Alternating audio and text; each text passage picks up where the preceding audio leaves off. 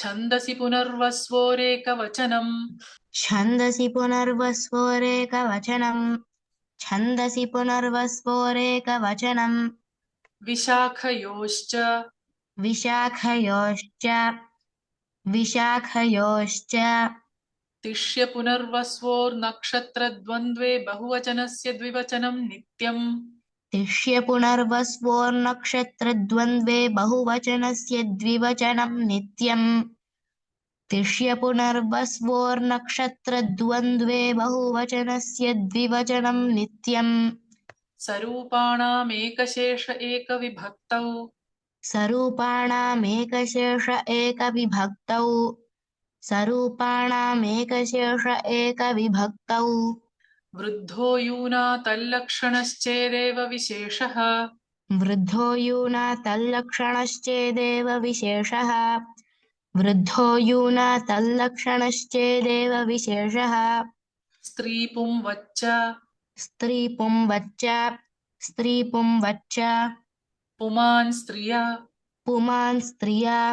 पुमान् स्त्रिया भ्रातृपुत्रौ स्वसृदुहितृभ्याम् भ्रातृपुत्रौ स्वसृदुहितृभ्याम् भ्रातृपुत्रौ स्वसृदुहितृभ्याम्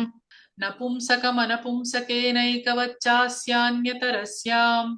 नपुंसकमनपुंसकेनैकवच्चास्यान्यतरस्याम् नपुंसकमनपुंसकेनैकवच्चास्यान्यतरस्याम्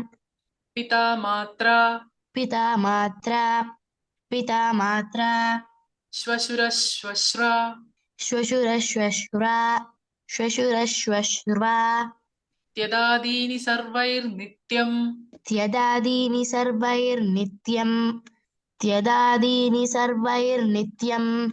ग्राम्यपशुसङ्घेष्वतरुणेषु स्त्री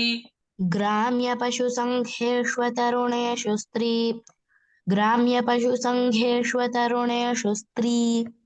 गाङ्कुटाद्युदुपधादपृक्तश्छन्दसि पुनर्वस्वोस्त्रयोदश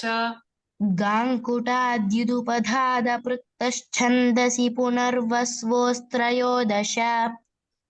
गाङ्कुटाद्युदुपधादपृक्तश्छन्दसि पुनर्वस्वोऽस्त्रयोदश इति पाणिनीयसूत्रपाठे प्रथमाध्याये द्वितीयः पादः इति पाणिनीयसूत्रपाठे प्रथमाध्याये द्वितीयः पादः इति पाणिनीयसूत्रपाठे प्रथमाध्याये द्वितीयः पादः